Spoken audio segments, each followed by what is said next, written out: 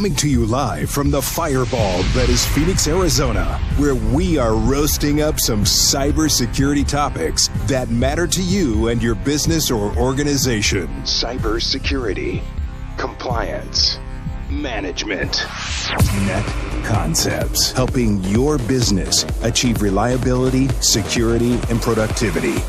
And now, your host of Net Concepts, Aaron Wagner. Hey there, and it's still burning in October. So here we are in Phoenix, and it was definitely over 100 degrees today, so that's a fireball. Yes, sir.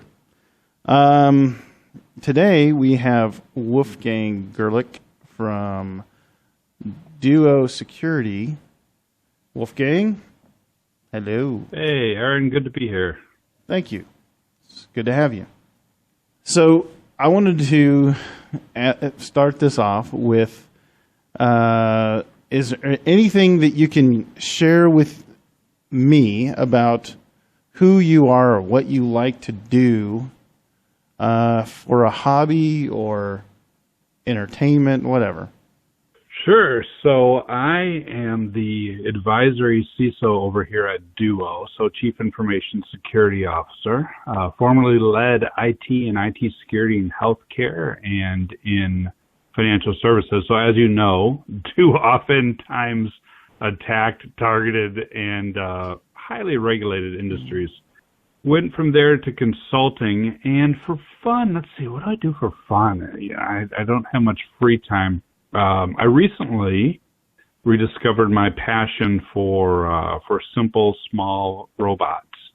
So I've been taking out things I've built over the years and looking to set my lab back up. You know, I have been kind of rediscovering my enjoyment for some messing around with servers a little bit, and I'm a very much an outdoorsy person, so it started off with this messing around with the ham and APRS and tracking, location, and then I had a client who kind of wanted an old school server in their office, so I started building that, but I did it in a different way, and I'm like, okay, this is why I actually enjoyed getting into this, was when I was creating things. That's what I really enjoy. I absolutely hear you. There is a castle being built in the south of France. It's being built with all of the old school ways. So like they're sharpening stones to make axes, to hew the wood, to stand up the walls, all old school ways. And that gave me a little bit of hope, because I like to think that when the time comes and you and I are retiring, we could probably make a living off this, right? Like, here, let me show you, kids. Gather around. I'm going to show you how to make a Cat5 cable. I'm going to show you what it used to be like to compile your own kernel. We can really bring the old ways back, I think. It would be fun, and I think that most people will be absolutely clueless by then. Right, you are. I mean, everything is so cloud focused, and it's all spun up for you without going through that experience of starting from the bare metal. Now, I want to start out this podcast kind of introducing the podcast in a way where it's what did I set out to do? What was the goal of this podcast? And what I wanted to do was to illuminate the unique solutions that our vendors brought to the table. I sought to draw a powerful image of solutions that integrate in a way to make secure remote solutions possible. And Duo is an integral part of that picture. When it comes to zero trust, device policy, limited access, application protection, etc. And I heard this person talk about cybersecurity last week, and it went like this. Cybersecurity is like brakes on a car. Brakes allow you to go fast, because who would drive fast without brakes? So cybersecurity, in essence, allows your company to go fast. And cybersecurity, in my mind, also allows your company to fish for the big ones. With a more secure posture, you can target bigger markets. And I'll give you a good real-world example of that. So I met with a executive at a client of mine, and I asked her, I said, would you like to be making more money in 5 years? So she said yes, and I said, well, okay, so the company, in order to do that, is going to, one, need to increase its smaller clients in volume, or two, get bigger clients and make more profit on each one of your clients. And of course, she wants to go after the bigger fish so that, who wants to work harder? So my question is, how do you see cybersecurity as far as a tool to go after the big fish? Yeah, I love that question. I think good cybersecurity is security that enables the business to achieve some objective or, bring in some revenue, bring in some sales. And as a result, as a consequence of enabling the business, leaves the business in a more secure state. But as you're talking, I remember there's this great example of this. I was doing some consulting a couple years back, and this was around HIPAA. And, no one likes HIPAA security controls. No one likes high tech. It's not exactly the most fun thing ever. However, we had some back and forth going on with the sales guy. And, I had my team who was ready, and we figured it'd be, a few weeks out before we get done. And when you do an assessment, as anyone who's in consulting listening to this knows, there's a lot of jumping through hoops to get the right people in, to get the right evidence in, to make sure people attend, they don't blow it off, to make sure they pay attention. And so out of nowhere, I get this call from my sales rep. I'm like, what's going on? He goes, you will have no idea what just happened. I go, what happened? He goes, the CEO of the company we're pitching just called me. And I said, what? He goes, yeah, I'm usually talking to the administrator. Sometimes I'm talking to the CISO. The CEO called me, and he said, why is this paperwork not done yet? And I said, well, here's what's going on. He's like, get it done. I need this right away. And so that was unusual thing one. Unusual thing two was I go to the kickoff after we send the paperwork and schedule it, and I go to the kickoff, and I'm directed to the executive conference room, and I open up the door, and the entire conference room was packed. And we go around the room, and here's the head of product, here's the head of application development, here's the head of networking, here's the server team head, here's the previous team that did the audit. And I'm like, what is going on? And it's the CEO told us, stop everything we're doing, and for the next 2 weeks, work out of this conference room so that Wolf's team can have whatever they want, whatever they need to get this done. So this is the second thing that is very unusual, never happens.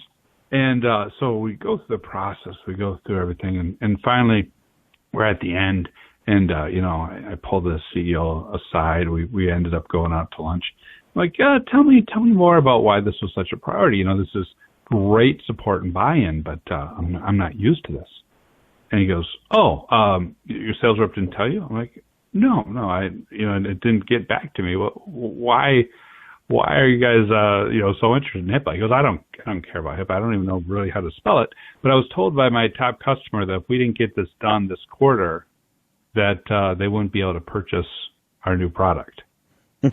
So we're going to get it done. And to your point, that changes the game, right? When it's about enabling the business, when it's about brakes and airbags, so the business can go fast, the conversation is a lot different. Exactly. And I got a good joke for you. You want to know how to make a IT team scarce? Tell them that you're going to have a meeting about documentation.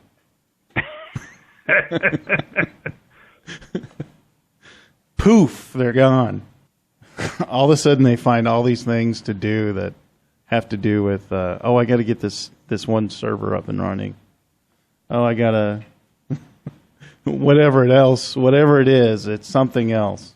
Amazing how that works. I've been advising a software security product, and just out of nowhere they said, "Oh yeah, and by the way, this part of the tool is what like auto generates the documentation," and they kept going, "Well, wait, stop!" You could hear like the record scratch. I'm like, "Go back. Did you just tell me that your tool documents the entire API that the developers are making?" She's like, "Yeah, absolutely, it does. I mean, I don't know that's a big deal or anything, but we have all the data, so I figured I'd throw in a file." You have no idea. People will buy it just for that point, so they don't have to write docs. There you go. That's it. So why don't you share with me what is zero trust? Oh, absolutely. So let me back up just a little bit and start with Duo Security. Duo Security is a secure access company, and that takes many forms. The one that most people are most familiar with is multi-factor authentication. Mm-hmm. And behind that, you log in with the username and the password. You have another factor that protects you against people stealing creds, that devalues credential stuffing attacks, those sort of things. But it doesn't take long to start thinking about, wait a minute, what other ways might a criminal try and get in?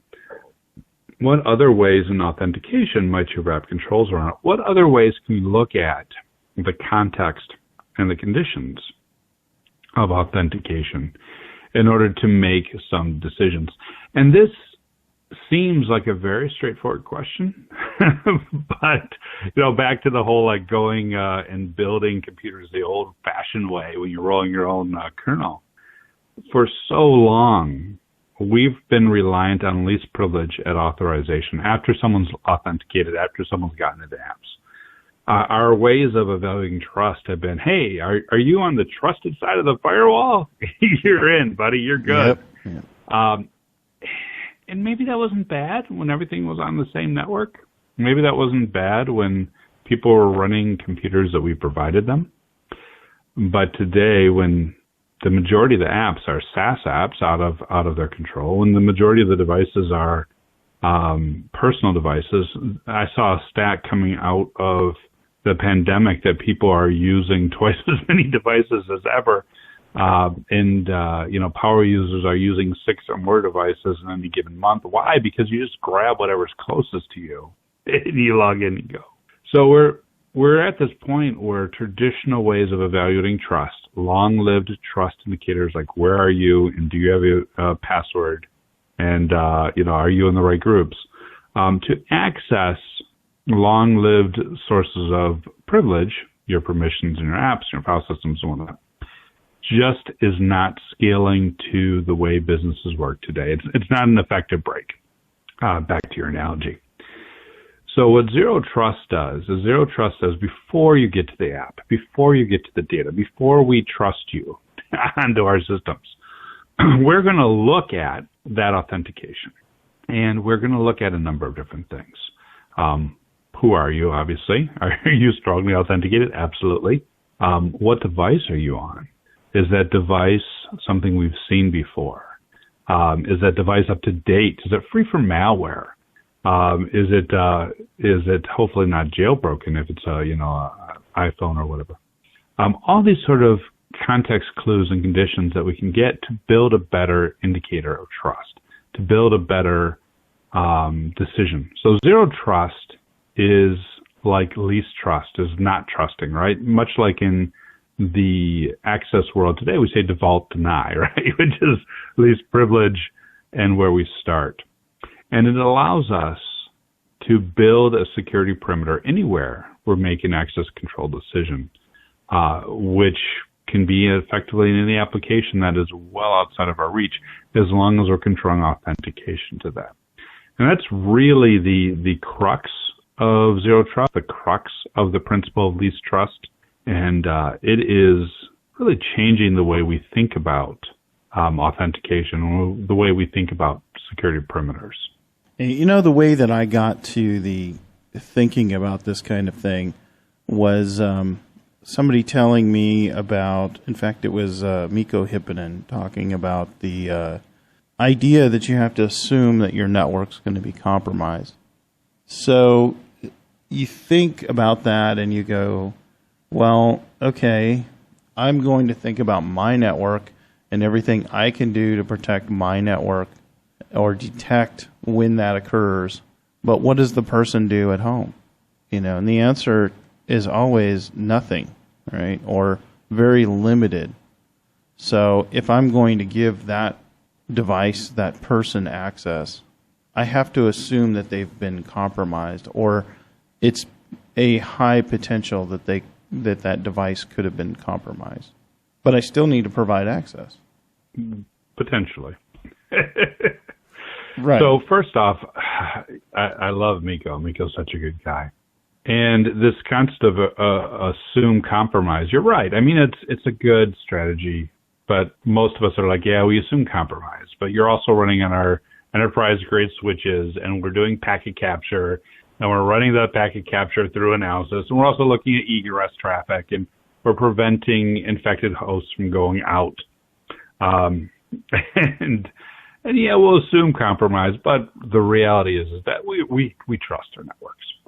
Yeah. Whether or not you should is a whole other topic, but the reality is that's where a lot of us are, even for our branch offices. But then we flip the switch and everyone's working remote, right? Now we've got 1,000 employees, we've got 1,000 branch offices to consider, and I'm sure you've looked at the stats. It's really discouraging.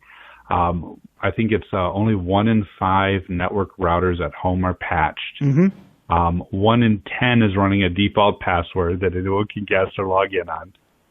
It's not even like a hypothetical assumed breach. We know that the old, be careful over untrusted Wi-Fi is now, you're running everything over untrusted Wi-Fi. That's great. Right, right. Great. Yeah, in our second podcast, we talk about, router compromises and how common they are and how common, it's one of those things where, people think, well, if I buy a nice item, like if I buy the cheapest thing on the shelf, it will be less secure.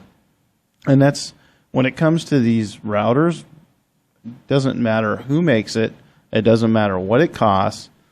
Every single one of them has some kind of vulnerability that eventually pops up. Every single brand. Absolutely. And in the enterprise world, all right, we know that, we can accept that. Why? Because we also have additional layers of defense. But we don't have those additional layers of defense at home. Right. And patch So I think that's another reason. Oh, go ahead. I would say I would add patch management to it. I mean, you have a cycle where you're looking at it and you patch it, and when the vulnerability is detected or part of a cycle. Mm-hmm. Absolutely. And that is why 2 things come out of that. One is I like the idea of moving the security perimeter up the stack to the applications and just assuming we're going to run everything on encrypted comms, right? MTLS or IPsec, and we're not going to let any user authenticate successfully until we trust them. But the second part of that comes to play, which is you're right. Patching is an issue. How do we direct people to patch? And a little bit of confession. I've since joining Duo become much more aware of the fact that I didn't patch enough. Like, for example, I'd never closed Chrome. I got like 200 open tabs. Why would I close Chrome? But I didn't realize, and I'm sure all your listeners do, it's just something I never thought about, was that without closing it, it never updated. So I'm wondering how many years I was running with like out-of-date Chrome.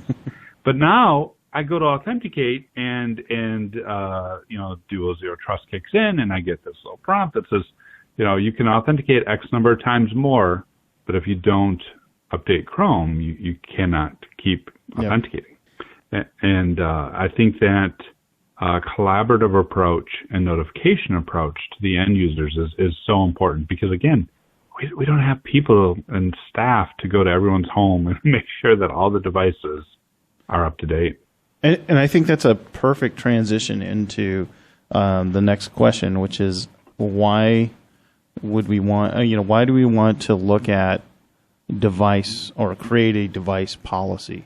And I think that includes not just the mobile device that I'm carrying in my pocket, but anything I use to access network resources, whether it could be software like Chrome or whatever it is. Why is that important? Well, when we talk about the workforce threat vector, right? Your employee or your contractor, someone in your workforce, and how the criminal element is going to use them to attack your organization. There are two by and far in a way top ways that criminals get in. One is through tricking the user, as we know, through phishing and malicious links and whatnot. And the second is by compromising software on their endpoints, by compromising and taking advantage of unpatched vulnerabilities within their computing environment and within their access environment. So in other words, you got your computing environment would be the computer you're running to access the app, and your authenticating environment would be the device that you're using to do multi-factor.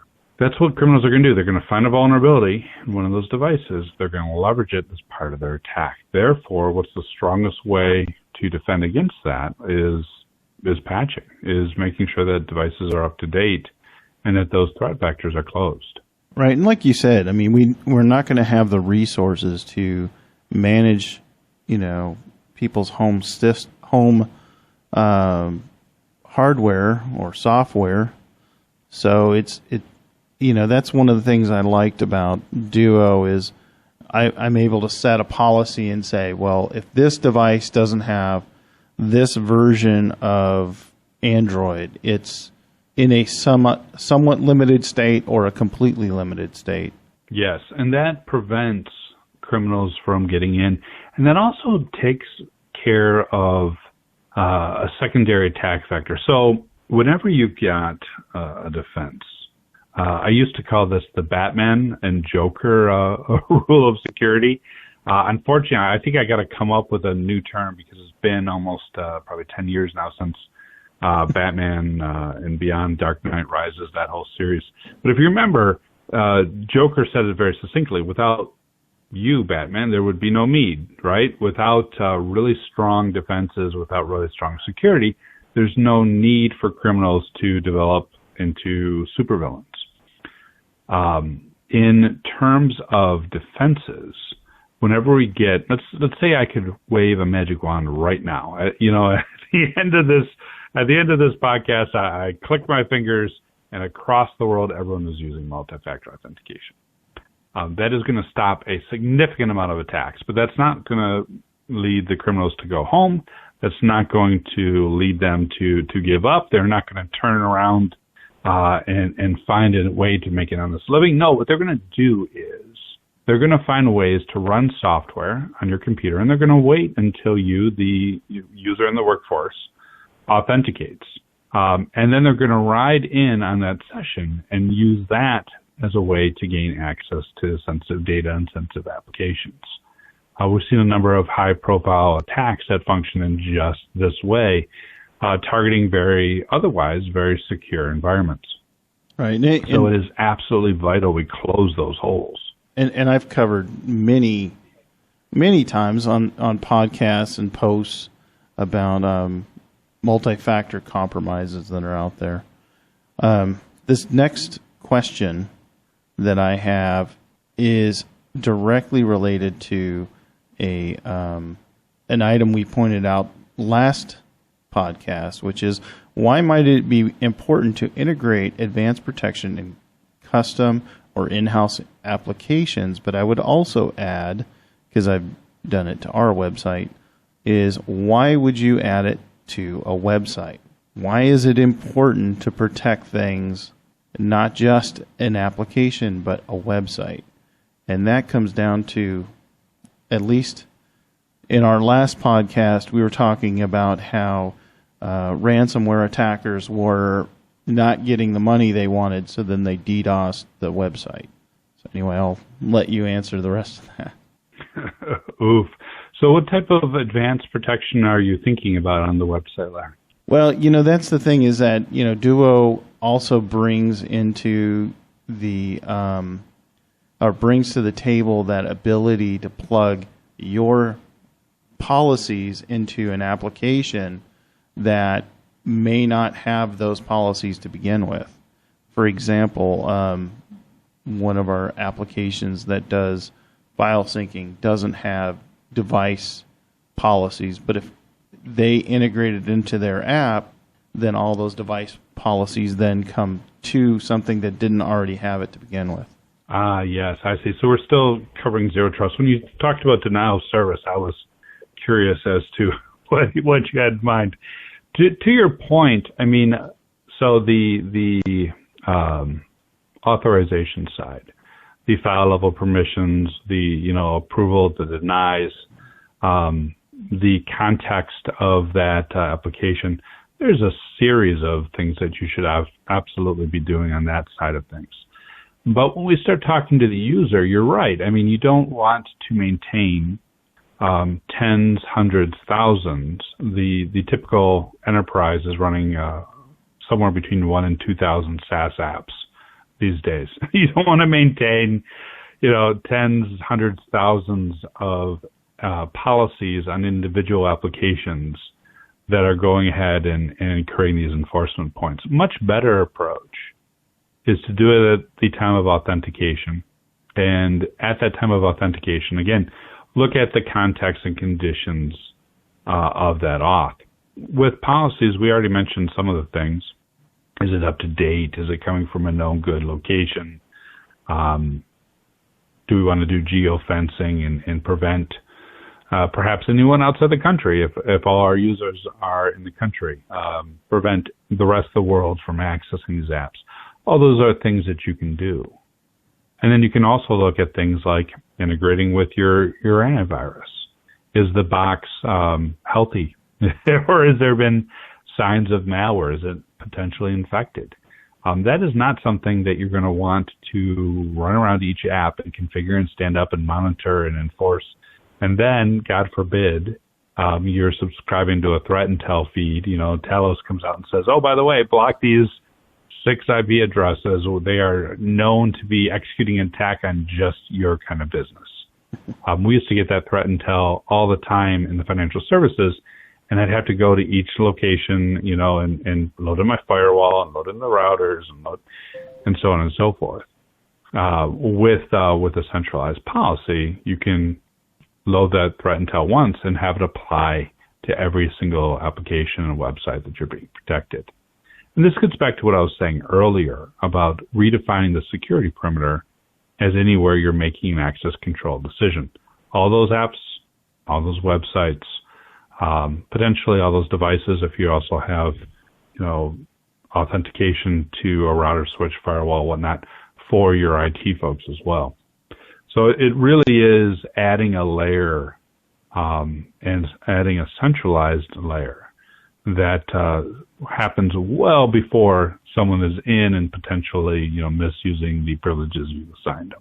Well, hey, actually, yeah, the tie-in that I was making with the two is that if a ransomware attacker is going to pivot to your website or your custom applications, whatever it may be, it better be better protected than just, generic. It needs to have those kinds of policies, the two-factor, the being able to say, I'm only going to talk to certain IPs, all that kind of stuff that Duo brings to the table.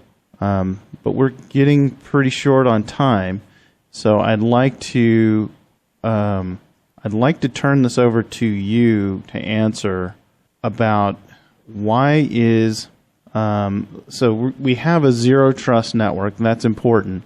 But I think the other side of this cybersecurity talk and where we're looking, what's the end of the road look like? And of course, you can't protect everything. You can't close every hole. You're trying to reach cyber resilience. And if you can explain what cyber resilience is to our listeners, I think that'd be great.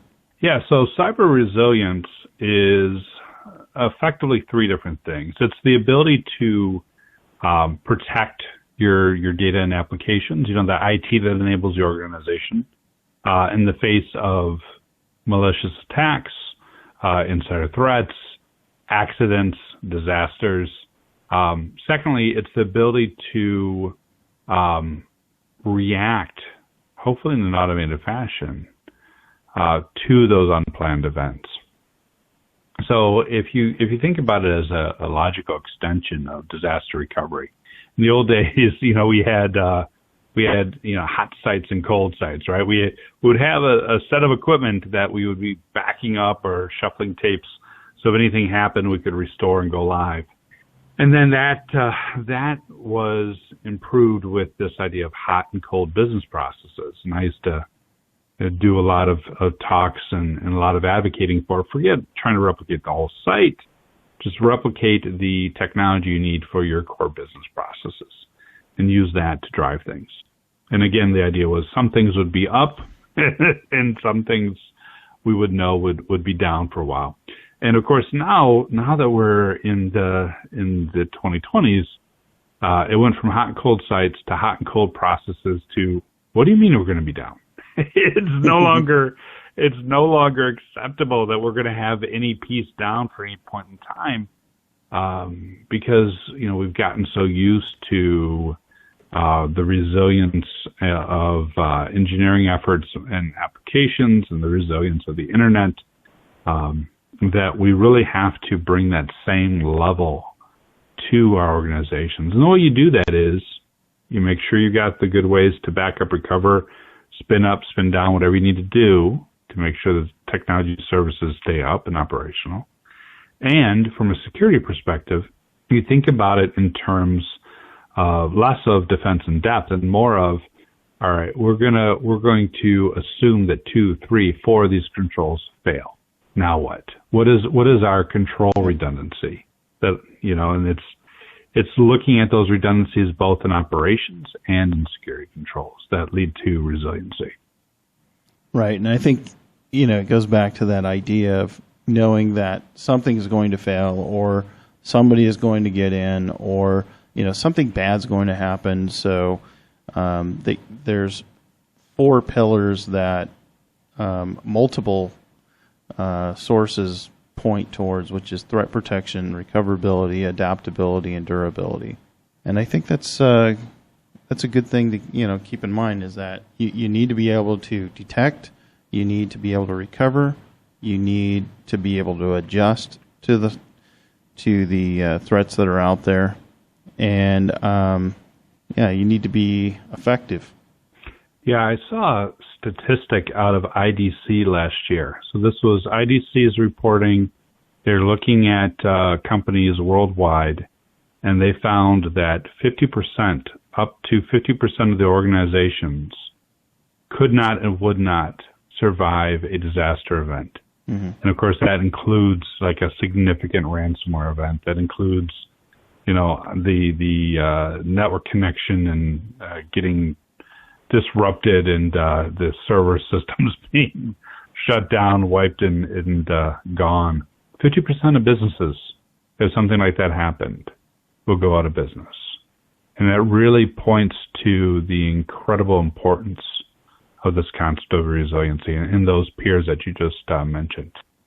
Right, and that's the thing, is that you can look at it from the bad side, which is 50% of businesses would go out of business. So you need to be able to, from a cybersecurity point, look at it from, there's a threat where you could lose everything, but there's a positive side, which is you could open new markets. So cybersecurity is definitely the tool that'll help your company go fast, and I think that's really a good theme for this podcast. Yeah, I like how you brought that back around, right? Because how do you get resilient? You get resilient with better technology that's more flexible, that's more agile. Mm-hmm. And if you think about just real briefly, what makes innovation work? one of the key things that drives innovation is the ability to experiment and try things rapidly, and do so without there being any impact. So try, test, learn, repeat. Edison and his 1,000 different materials for a light bulb, all the way up to, the most latest in Agile and Scrum techniques. How does this tie to resiliency? Well, if we can enable businesses to act on opportunities, to try a bunch of experiments, to do so in a way that's not going to damage the technology and lead to an outage, you're in fact enabling the business through security, through good IT, to be much more innovative. Yeah, and I think we both agree, like in the discussion that we had before the podcast, which is creativity is what brought us excitement about what we're doing. And if you're willing to adjust, you're willing to look at new ideas, your IT department will be a lot happier. Yes, for some measure of happy. I always like the idea of making the IT team happy, the app team happy. I don't know that I'll ever see that in my career as a security officer, but at least we can partner with them to deliver services and in a way that makes sense. Yeah, you've never met me then, have you?